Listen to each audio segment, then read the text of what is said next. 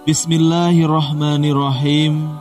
Assalamualaikum warahmatullahi wabarakatuh. Alhamdulillahirabbil alamin. Wassalatu wassalamu ala asyrafil anbiya'i wal mursalin, nabiyyina wa habibina Muhammadin wa ala alihi wa sahbihi ajmain wa man tabi'ahum bi ihsani ila yaumidin. Amma ba'du. Segala puji hanya milik Allah, Rabb semesta alam. Salawat dan salam tercurahkan kepada Nabi dan utusan paling mulia, Nabi dan kekasih kita Muhammad sallallahu alaihi wasallam. Kepada keluarga, sahabat-sahabatnya, dan kepada siapa saja yang mengikuti mereka dengan baik hingga hari pembalasan. Marilah kita bersolawat kepada junjungan kita Nabi Muhammad sallallahu alaihi wasallam. Allahumma sholli ala Sayyidina Muhammad wa ala alihi Sayyidina Muhammad. Sahabat yang dirahmati Allah, amalan-amalan di dalam Islam untuk beribadah kepada Allah Subhanahu wa Ta'ala cukup banyak yang bisa dikerjakan. Baik di dalam konsep hablum minallah atau hubungan manusia dengan Sang Pencipta, atau hablum minanas, hubungan antara individu, serta hablum mina alam, hubungan manusia dengan alam. Dari sekian banyak amalan yang bisa kita kerjakan, ada sejumlah amalan yang paling disukai oleh Allah Subhanahu wa Ta'ala. Bahkan terkadang amalan ini tidak disadari oleh umat muslim, sebab amalan ini sudah dianggap biasa dan terkesan sederhana. Namun kunci kesuksesan untuk memperoleh kesempurnaan amalan yang disukai oleh Allah itulah yang menjadi tantangannya.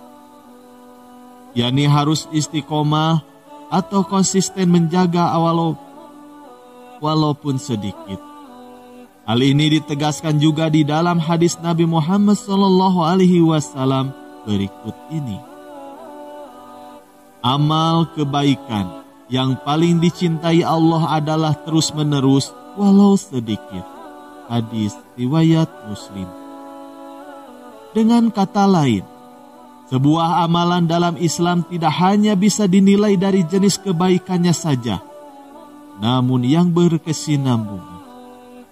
Amalan yang besar tapi berhenti di tengah jalan tidak akan lebih baik dari amalan kecil yang berlangsung terus-menerus. Lalu apa saja amalan yang paling disukai oleh Allah Subhanahu wa Ta'ala? Yang pertama adalah mempermudah urusan orang lain. Hal ini dijelaskan oleh Rasulullah SAW dalam sebuah hadis. Manusia yang paling dicintai oleh Allah adalah yang paling bermanfaat untuk manusia. Dan amalan yang paling dicintai oleh Allah adalah kegembiraan yang engkau masukkan ke hati seorang mukmin. Atau engkau hilangkan salah satu kesusahannya, atau engkau bayarkan hutangnya, atau engkau hilangkan kelaparannya. Dan aku berjalan bersama saudaraku untuk memenuhi kebutuhannya itu, lebih aku cintai daripada beritikaf di Masjid Nabawi selama sebulan lamanya. Dan siapa yang menahan marahnya, maka Allah akan tutupi auratnya. Barang siapa yang menahan marahnya padahal ia bisa menumpahkannya, maka Allah akan penuhi hatinya dengan keridhaan di hari kiamat nanti. Dan barang siapa berjalan bersama saudaranya sampai ia memenuhi kebutuhannya, maka Allah akan mengokohkan kedua kakinya di hari ketika banyak kaki-kaki terpeleset ke api neraka. Hadis riwayat Tabrani. Lalu yang kedua, menjadi orang yang bermanfaat. Rasulullah SAW bersabda, tangan di atas lebih baik daripada tangan yang di bawah. Hadis riwayat Bukhari dan Muslim.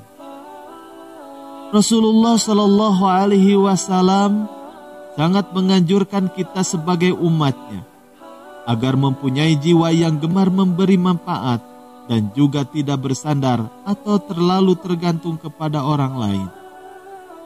Seorang mukmin yang baik maka akan selalu memikirkan bagaimana caranya agar hidupnya bisa berguna bagi sesama. Dalam hadis lain Rasulullah Shallallahu Alaihi Wasallam bersabda, barang siapa yang menghilangkan salah satu kesulitan seorang mukmin, maka Allah kelak akan hilangkan salah satu kesulitannya pada hari kiamat nanti. Hadis riwayat At-Tirmizi.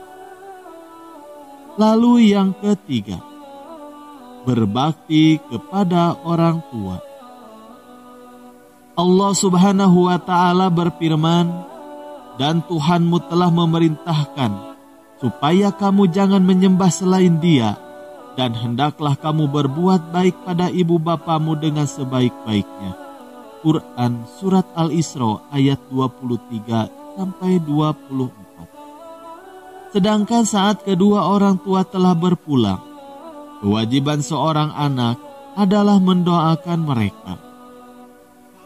Dari Ibnu Mas'ud dia berkata, aku berkata, wahai Rasulullah, amal apakah yang paling utama?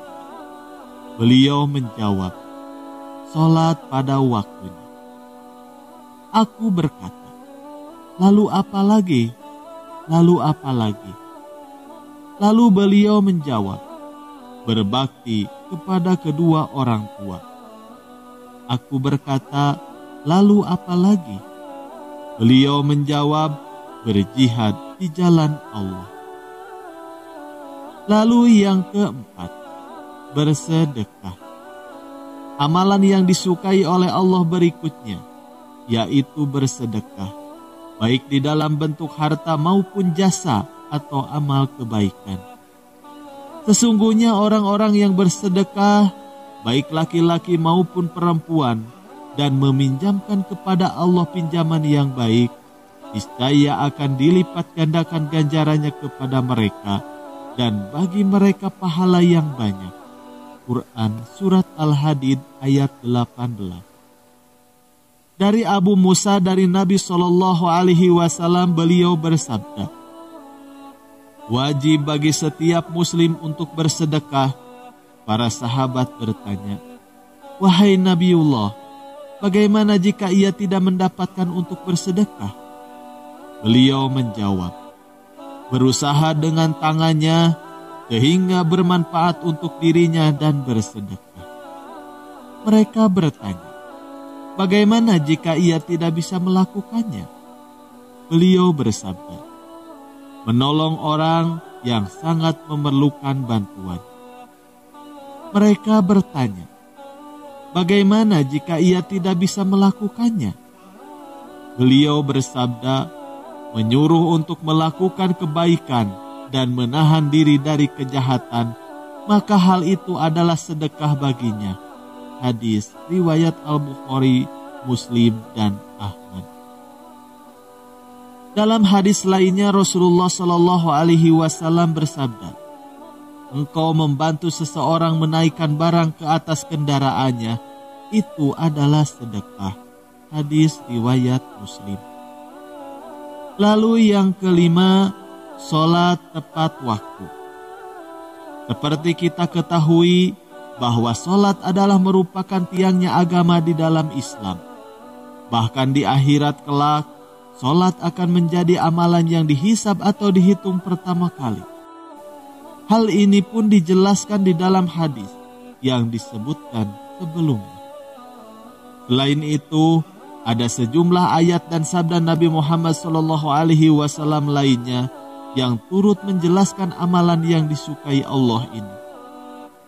Dari Abdullah bin Amru dari Nabi Muhammad SAW, bahwasanya suatu hari beliau pernah menyebutkan mengenai sholat seraya bersabda, Barang siapa yang menjaganya, ia akan mempunyai cahaya, bukti dan keselamatan kelak di hari kiamat. Dan barang siapa yang tidak menjaganya, maka ia tidak mempunyai cahaya, bukti dan keselamatan pada hari kiamat. Dan ia akan tinggal bersama Korun, Fir'aun, Haman, dan Ubay bin Khalaf. Hadis riwayat Ahmad. Sekian yang bisa kami sampaikan, semoga bermanfaat. Wassalamualaikum warahmatullahi wabarakatuh.